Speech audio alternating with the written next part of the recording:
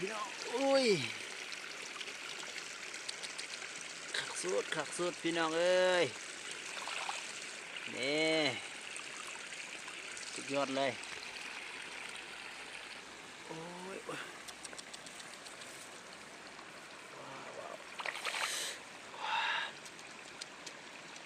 โคตรใหญ่เนาะโอ้ยอยู่นอกนาก็ยังมีเนาะพี่น้องนี่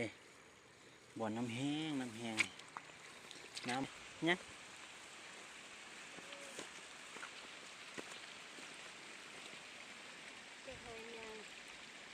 มาไฟแหน่สิเนาะ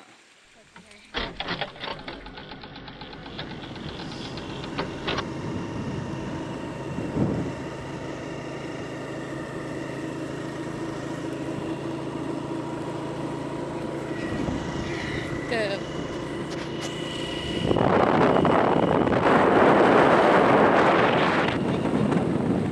เอ้ย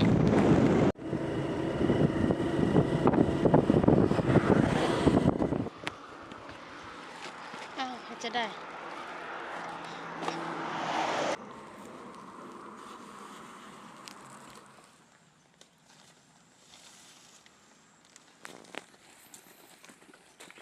ไปรุ่นนำกันเด้อพี่น้องว่าสิได้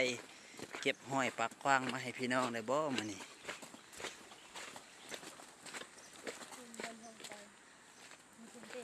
นั่นแหละ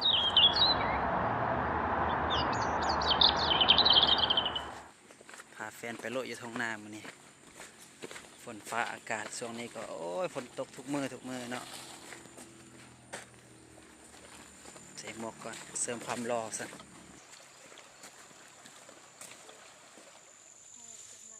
เก็บยัง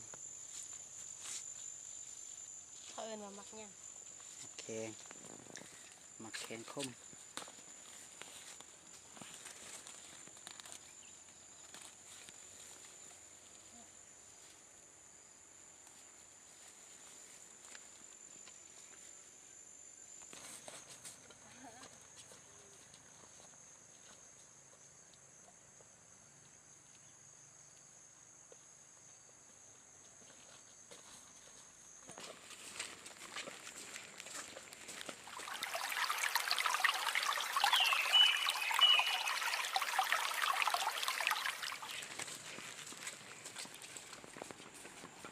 แล้วก็ยางไปถึง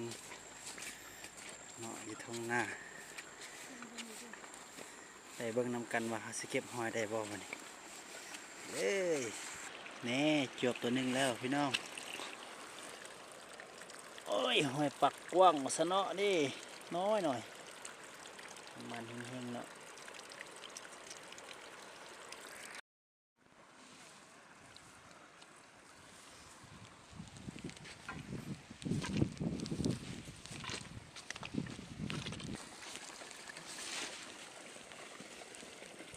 มีตาทริปจับหอย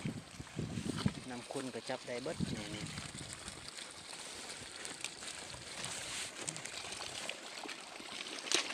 โอ้ยได้มาแล้วได้บ่ได้เสยได้เสย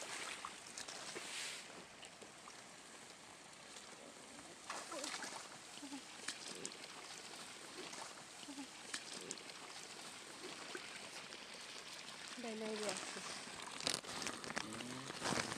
พอได้กินคือมาอยู่ไกลแท้สู่ก็ได้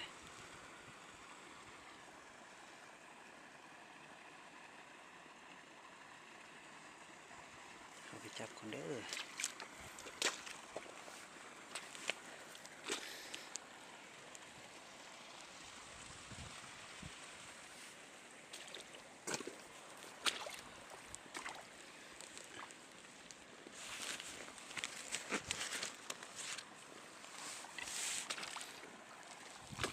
ได้เหยียบเขาบ่ได้เหยียบเขาดีแต่เขาปลูกเขาห่างไว้เนาะพ้นพี่น้องตัวผู้กับตัวแม่กอดกันนี่โอ้ตัวนี้พี่น้องจับมันมาโลดเจาะว้าว ใหญ่ๆน้ำลายพดมันบ่ค่อยออกเนาะ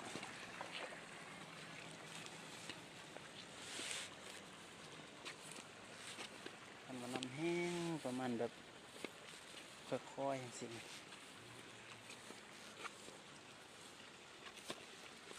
กบโอ้ยบ่ได้เห็นบ่บ่อน้ำแห้งมันจะมีหอยแบบสีเนาะพี่น้อง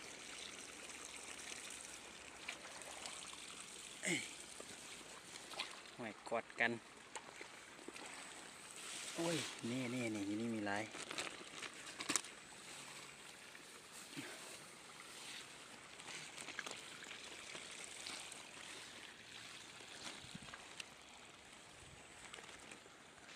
ใส่เนี่ย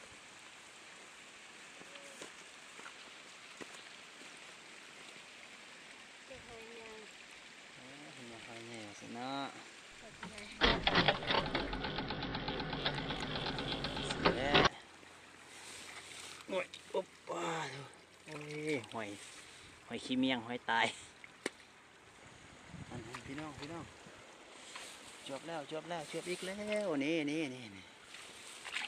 อุ้ยกอดกันเนาะหอยนี่ก็ได้ว้าวพี่น้องอุ้ยขักสุดพี่น้องเอ้ยนี่สุดยอดเลยโอ้ยว้าว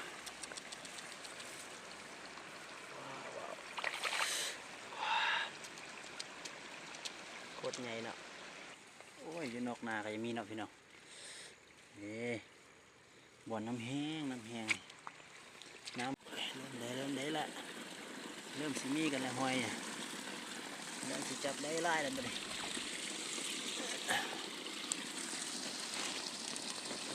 เชือละ3-4ตัว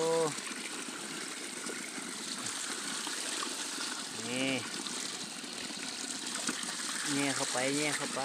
ไม่ต้องยานปูเด้อ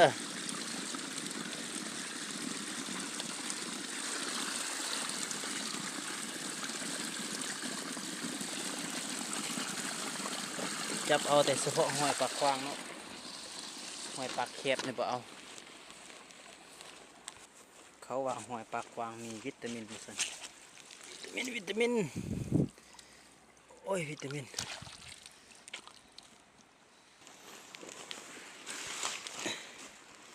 เห็นก็จับรถแล้วหอยก็ได้ไอ้ปูนาพี่น้องปูนานี่โอ้ยเนี่ยมันหนีบมือเลยเนาะมาเรียบร้อยแล้วพี่น้ โอ้ อง ยสนิบมือคนละ มันตกเนาะมื้อนี้มาเบิ่งว่าผู้ใดสิได้หลายกว่ากันระหว่างข่อยกับแฟนข่อยอันนี้ก็สิเป็นธงของข่อยเนาะโอ้พี่น้องนี่มีตัวใหญ่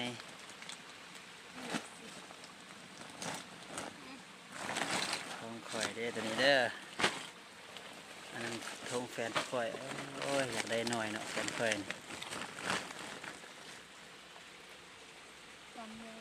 มื้อแรงเส้นอะไรกินอันนี้ สิต้ม ต้ม แล้วก็เฮ็ดแจ่ว ต้มเห็ดเจียวเนาะพี่น้องเคยกินบ่หอยปักกวางนี่นะบ่ฮู้ว่าบ้านพี่น้องคือเอิ้นแนวใดเนาะบ้านเฮาเอิ้นว่าหอยปักกวางเด้อเก็บตามทุ่งนานี่แหละนี่ธรรมชาติเนาะ หอยปักกวางหอยลายติเป็น หอยลายจะมีหอยลายเนาะนี่ กวาง ส่ว จะ นห เป็ อย น ปักกวางมันจะเป็นจังซี่มันมีหอยลายตัวนี้จะแซ่บกว่าหอยปักกวางเนาะเราจะได้หอยลายเด้อนี่หอยลาย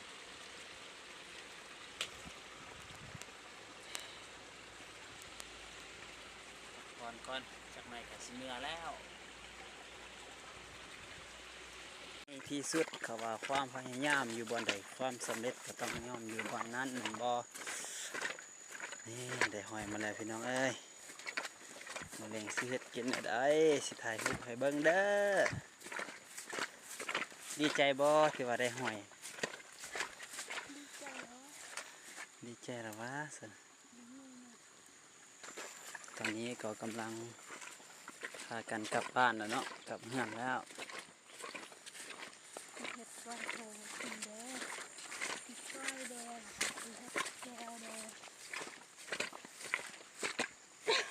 จอดแค่ พอดีว่าเรียวเห็นหน่อไม้บงเนาะเป็นมาสิคุดเอาก่อนทีนี้ก็เก็บแล้วยามนี้ก็เห็ดเสาให้เสาหน้าบ่จะเป็นต้องซื้อพี่น้องเอ้ยซื้อแต่เกลือแป้งนัวหั่นก็พอ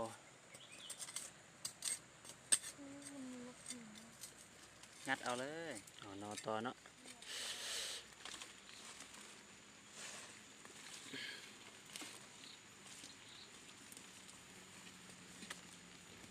งัดเอาพี่น้องเอ้ย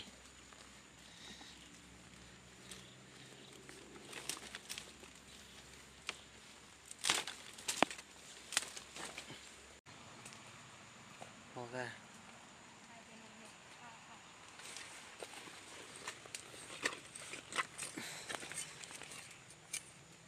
เละเล่นน้ำได้มานี่ เนาะคนงานพอได้เกงมือแรงเดี๋ยวเดี๋ยวปอกเปลือกอันนี้เด้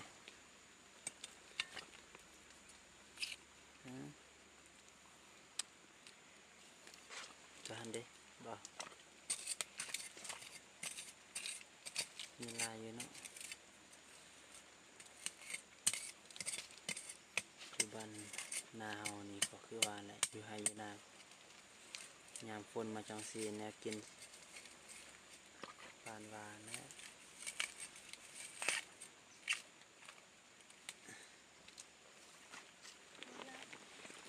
คนตัวมัน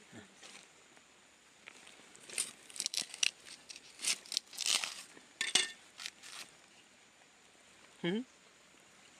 ถุงเงินบดแดนกิน เศร้าเอาละ